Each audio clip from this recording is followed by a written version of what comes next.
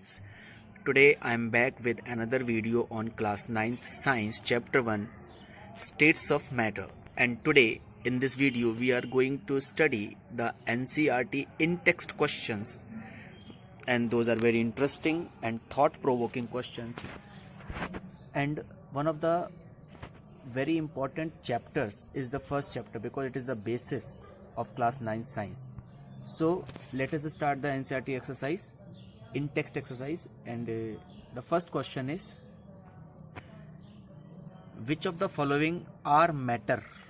Matter इनमें से कौन कौन है? So I hope the concept of matter is very much clear to you. Matter has two properties.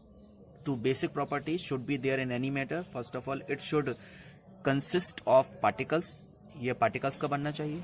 And second, it should occupy some space. और यह कुछ space घेरना चाहिए. Now let us see. The first is chair. So no need to tell you that chair is certainly a matter.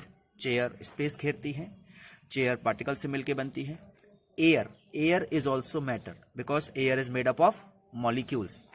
Love is a feeling, so it is not a physical matter. So love is not a matter. Smell means something that has a smell, that is a matter, because anything that we can smell consisting of particles. किसी भी चीज को जिसको हम सूंघ सकते हैं वह मैटर होती है, पार्टिकल्स की मिलकर बनती है. लेकिन जब हम स्मेल को एज अ सेंस यूज करें, जब स्मेल का मतलब क्या हो, एक सेंस, क्योंकि हमारी 5 सेंस होती हैं, उन 5 सेंसेस में से एक स्मेल भी है. अगर हम इसका सेंस के रूप में इस्तेमाल कर रहे हैं, then smell is not a matter. Hate is also a feeling, so hate is not a matter. Almonds यानी होते हैं बादाम, तो आई थिंक ये भी आपको पता होगा. Almonds is a matter. Thought मतलब हमारे विचार, हमारी सोच.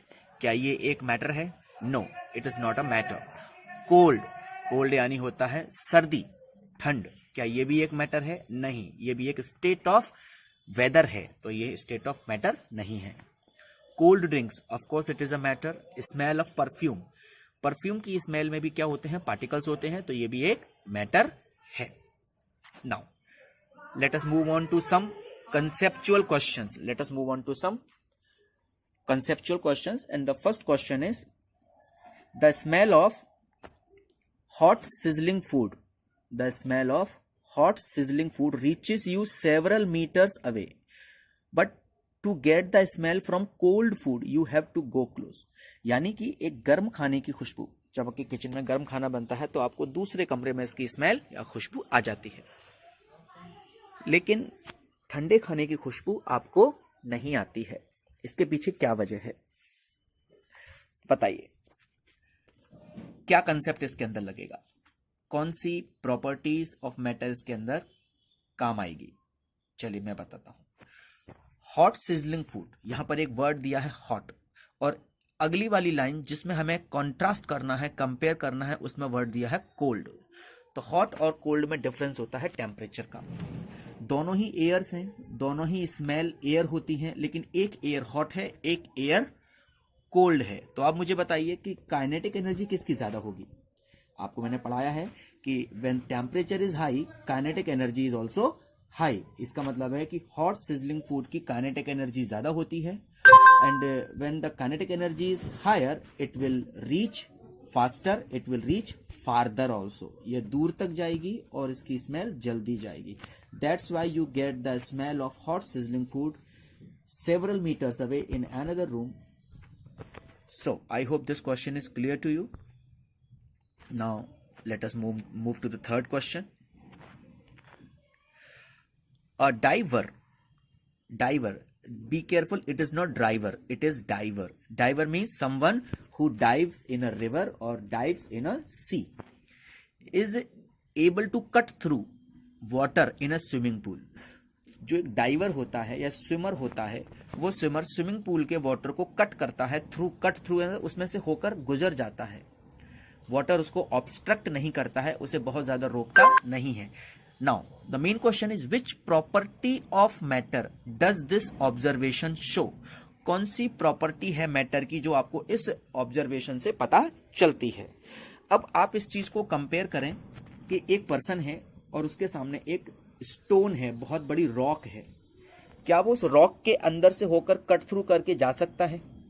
आंसर है नो। क्यों नहीं जा सकता? बिकॉज रॉक सॉलिड है, उसके पार्टिकल्स के बीच में क्या नहीं है? स्पेस नहीं है। अभी आप अपने आप को कंसीडर करो, you are standing in air, आप अभी इस एयर में हैं और एयर के अंदर से होकर क्या हम जा सकते हैं? ऑब्वियसली हम अभी एयर में से ही होकर जाते हैं। तो क्या हमें एयर बहुत ज्यादा ऑब्स्ट्रक्ट करती है? आंसर है नहीं। क्यों नहीं करती? क्योंकि उसके पार्टिकल्स के बीच में स्पेस बहुत ज्यादा है। अब आते हैं वाटर पे। वाटर हमें ऑब्स्ट्रक्ट करता भी है और नहीं भी करता। आप अपने आप को कंसीडर करें, आप एक स्विमिंग पूल के अंदर हैं और आप उसमें चल रहे हैं। You will face some difficulty, but you will not that much difficulty that much you will face in the rock. So you can say that there is space in the particles of water. Water के particles में क्या है? Space है। Solid से ज्यादा है, gases से कम है। तो कौन सी प्रॉपर्टी ऑफ मैटर यहां पर क्लियर होती है? इससे ये प्रॉपर्टी क्लियर होती है that the particles of matter has some space. I hope this answer is also clear to you. What are the characteristics of particles of matter? 3 characteristics कौन कौन से होते हैं? In the very first video I taught you that all the particles of matter have 3 basic properties. What are those properties? Particles always attract each other, particles have space between them, and particles always move continuously. So these 3 characteristics are very basic and that are found in every particle of every matter. Now let us move on to next question.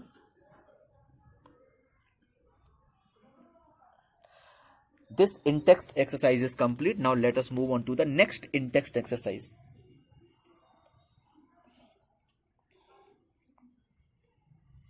Here,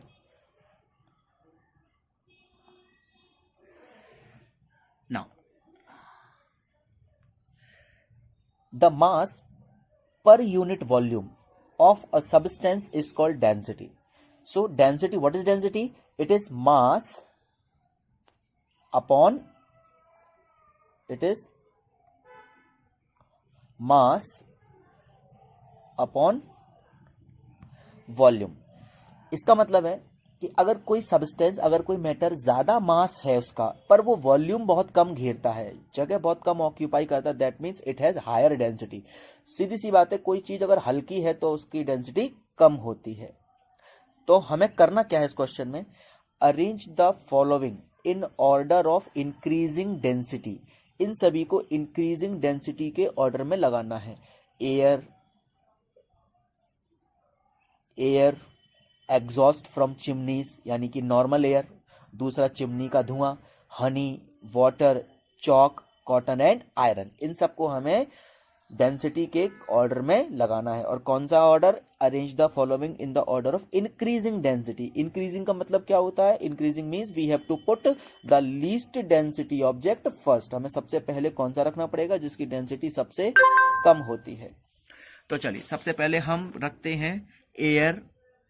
ये बात तो तय है कि gases जो होती हैं उनकी डेंसिटी कम होती है लिक्विड से और सॉलिड से। तो गैसेस में कौन कौन सी गैसेस है हमारे पास? देख सकते हैं कौन कौन सी 2 चीजें हमारी गैस स्टेट में है, एक तो एयर और एक exhaust from chimney. All both these things are in, या both these matters are in gas state. अब इनमें हमें डिसाइड करना है कि इनमें से डेंसिटी किसकी कम है। तो अब बताएं जरा मुझे, एयर और चिमनी का धुआं, इन दोनों में से कौन डेंसिटी कम रखता है? Obviously it's answer is air. Air की डेंसिटी क्या होती है? एयर की डेंसिटी कम होती है। तो first will be air. Now air के बाद हमारी एग्जॉस्ट फ्रॉम चिमनीज यानी कि एग्जॉस्ट फ्रॉम चिमनीज। अब अपन थोड़ा सा इसको और अच्छे से स्टडी करते हैं। एयर और एग्जॉस्ट फ्रॉम चिमनीज आपको समझ में आ गया होगा। इसके बाद हम देखते हैं Honey, water, chalk, cotton and iron. एक चीज और काम आती है डेंसिटी डिसाइड करने में। Whether something floats on the liquid then the density of that floating object will be less than the liquid. यानी कि अगर कोई चीज किसी लिक्विड पर तैर रही है, सपोज हमने लिया कॉटन, और कॉटन उस पर तैर रही है वाटर पे, तो कॉटन की डेंसिटी पानी से क्या होगी, कम होगी। लेकिन अगर कोई चीज पानी में डूब रही है, when something is sinking in water, then that object's density will be higher than the water।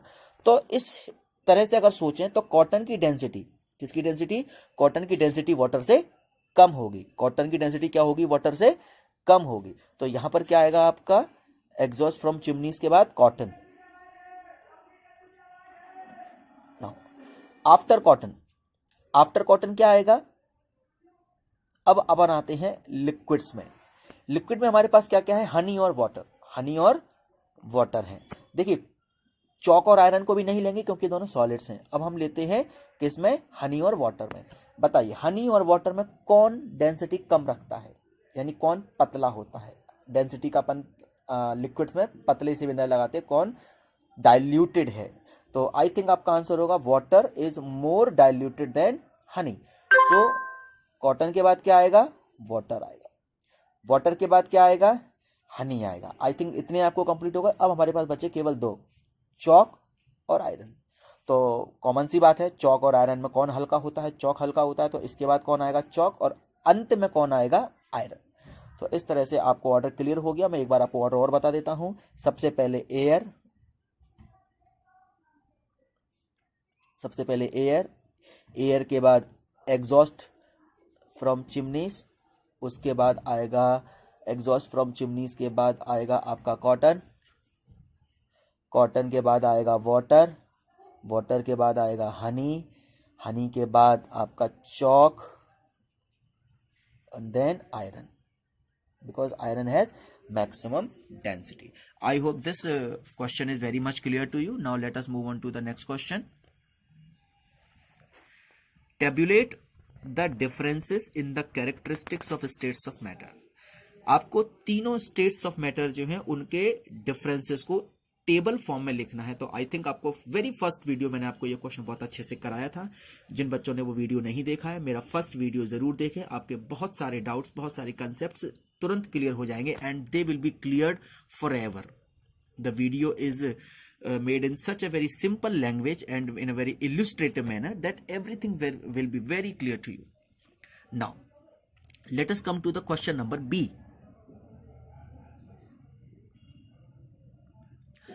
Comment upon the following. आपको इन सभी टर्म्स की डेफिनेशन देनी है और कमेंट लिखना है ना। First is rigidity. Rigidity mean कठोरता, रिजिडिटी मीन्स कठोरता। तो व्हाट इज रिजिडिटी, अगर कोई ऑब्जेक्ट अपना शेप और साइज, अगर कोई ऑब्जेक्ट अपना शेप और साइज बना के रखता है then it is called rigid, कठोर। Means it is not very easy to change in the shape और size of an object, then it is called rigid. So I hope you know that solids are called rigids, क्योंकि solids का जो आकार होता है, shape होता है, size होता है, that is not very easy to change. Now the second is compressibility. What is the second term? Compressibility. I clearly explained this term to you at the time of differences. What is the meaning of compressibility? Just break this complete word into two words, compress plus ability. Means अगर किसी object को हम compress कर सकते हैं, means it has the ability to compress, the matter और the substance has ability to compress, then it is called compressibility. यानी किसी मैटर को कंप्रेस करने की जो एबिलिटी होती है उसे हम कंप्रेसिबिलिटी कहते हैं। और आपको यह भी याद होगा कि कंप्रेसिबिलिटी क्यों आती है, स्पेस की वजह से। If the particles have space it will be compressed, if the particles do not have space it will not be compressed, and if particles have lot of space the compressibility will be also very high. Next is fluidity, means बहना. If any matter is able to flow, if any matter is able to flow it is called a fluid. So the ability to flow is called fluidity. The ability of any matter to flow is called fluidity. Now this one is very important. Filling a gas container. अगर कोई gas है और हमने उसको container में रखा है तो वह container, filling a gas container, shape, kinetic energy and density. हाँ, अगर किसी गैस को हमने कंटेनर में रखा तो वो पूरे कंटेनर को फिल कर देती है। क्या कर देती है? पूरे कंटेनर को फिल कर देती है। तो क्यों कर देती है? तो reason is this, because gas particles always move in all possible directions. Gas के पार्टिकल्स हमेशा मूव करते रहते हैं। एक आपको मैं फैक्ट बता देता हूं यहां पर, scientific fact, that the particles of gas never comes in the rest state. Particles of gas never comes in the rest state. So जिस भी बर्तन में हम उसको रखेंगे, जिस भी कंटेनर में हम उसको रखेंगे, it will fill all the space of the container. Now the second is shape, kinetic energy and density. Shape means होता है उसका आकार, और जिस गैस को हम बर्तन में रख रहे हैं वो उसी का आकार ले लेती है। काइनेटिक एनर्जी, ये टर्म आपके लिए इंपॉर्टेंट है बिकॉज ये आपको क्लास 9th में फिजिक्स में भी आपको ये आएगा, जिस चैप्टर का नाम है work and energy. Kinetic energy क्या होती है? Kinetic energy is the energy possessed by an object because of its motion. यानी कि किसी भी ऑब्जेक्ट में काइनेटिक एनर्जी उसकी मोशन की वजह से होती है। इसका मतलब क्या है कि अगर वो ऑब्जेक्ट मूव कर रहा है तो उसके अंदर काइनेटिक एनर्जी होगी, और अगर कोई ऑब्जेक्ट मूव नहीं कर रहा है, वो रेस्ट पोजीशन में है, स्टेशनरी पोजीशन में है, then it will have zero kinetic energy. इसका मतलब है कि kinetic energy is equal to motion, यानी कि अगर ऑब्जेक्ट मोशन में है only then it will have kinetic energy, otherwise it will not have any kinetic energy. Okay, now the density, I hope it is clear to you. In the very first line I told it to you, density is the mass per unit volume, mass per unit volume, यानी कि per unit volume में कोई object कितना मास रखता है, that is called its density, and it is also the heaviness.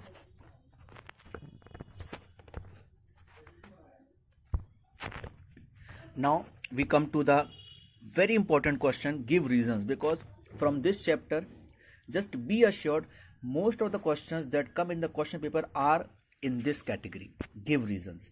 Most of the questions are from give reason section, so be very careful. So first question is, a gas fills completely the vessel in which it is kept. I hope this question is very much clear to you.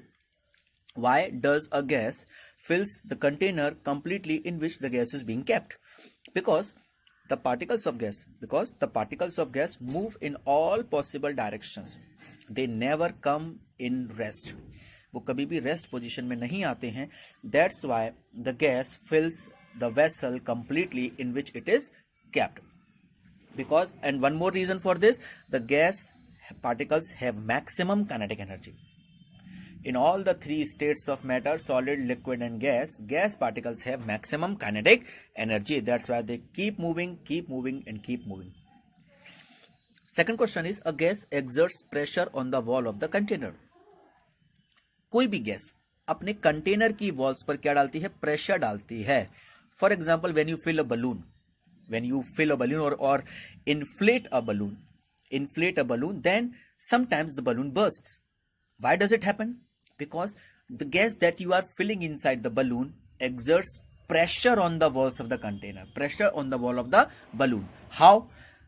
As you know that there are many millions and billions of particles in gas. They hit the walls of the balloon. वो क्या करते हैं? Balloon की walls पर क्या डालते हैं? Hit करते हैं. और हिट करने पर क्या बनता है? फोर्स बनता है. हिट करने पर क्या लगता है? बलून की वॉल्स पर फोर्स लगता है. और force per unit area is called pressure. तो जैसे ही वो हिट करता है उस पर क्या लगता है?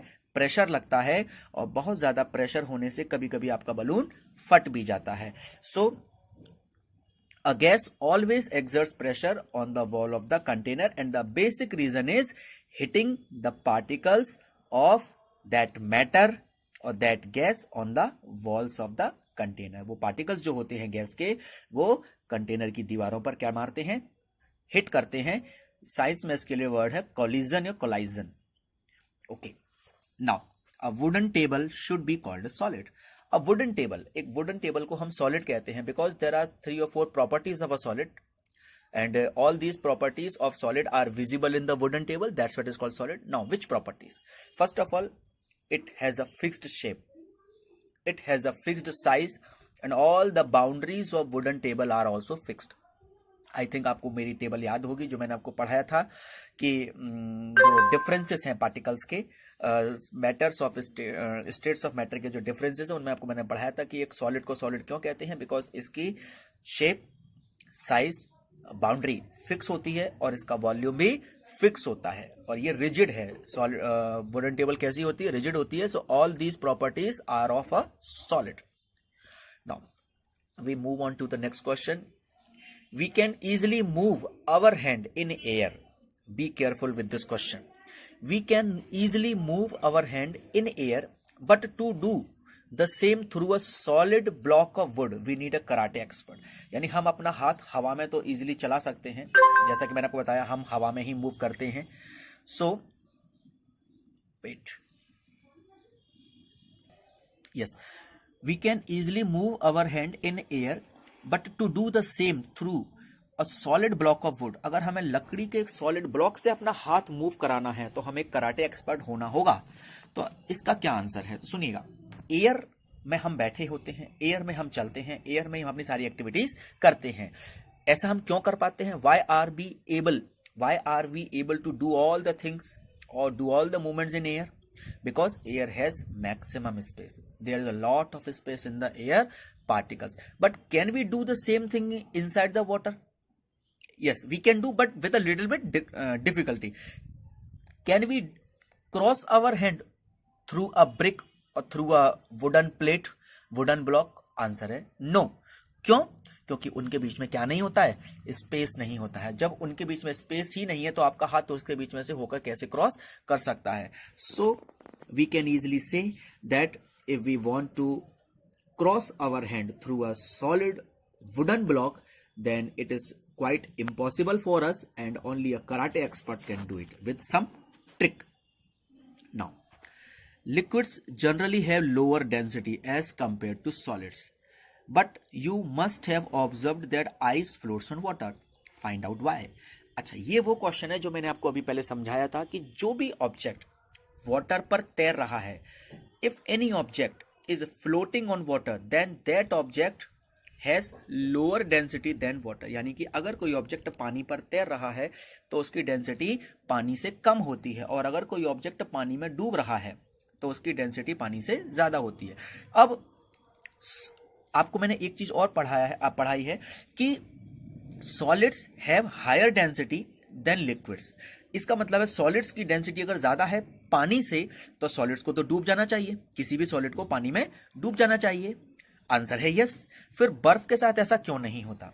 आइस सॉलिड होने के बावजूद भी वाटर पर क्यों तैरती है? सुनिए इसका आंसर क्या है कि जब भी आइस बनती है वाटर से, जब भी वाटर से क्या बनती है? आइस बनती है, इट्स वॉल्यूम इंक्रीजेस।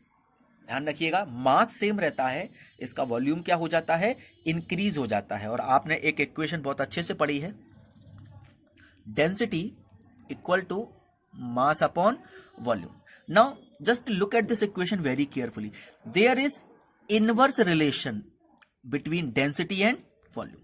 अगर मास कांस्टेंट रखते हैं, हम क्या रखते हैं? मास को हम चेंज नहीं करते हैं, तो डेंसिटी और वॉल्यूम का कैसा रिलेशन है? इनवर्स रिलेशन है। इसका मतलब है अगर वॉल्यूम बढ़ जाएगा, इसका मतलब अगर वॉल्यूम बढ़ जाएगा तो डेंसिटी कम हो जाएगी, वॉल्यूम इंक्रीज होगा तो डेंसिटी डिक्रीज होगी। अब मुझे बताइए, क्या आइस का वॉल्यूम बढ़ गया? आइस का वॉल्यूम बढ़ जाता है जब वाटर फ्रीज होता है, आइस बनती है तो इसका वॉल्यूम इंक्रीज हो जाता है। तो जब वाटर का वॉल्यूम इंक्रीज हो गया आइस बनते समय, तो क्या आइस की डेंसिटी कम नहीं हो जाएगी? Yes, the density of ice will decrease. So that's why we can say that the ice has density lower than water, and that's why it floats on water. I hope all these questions are very much clear to you. अगर फिर भी आपको इसमें कोई भी question समझ में ना आए, डाउट हो, तो आप मुझसे कमेंट करके पूछ सकते हैं वीडियो में। वीडियो पसंद आए तो चैनल को सब्सक्राइब, लाइक और वीडियो को शेयर करें अपने फ्रेंड्स के साथ स्टडी ग्रुप्स में। Thank you. जय हिंद।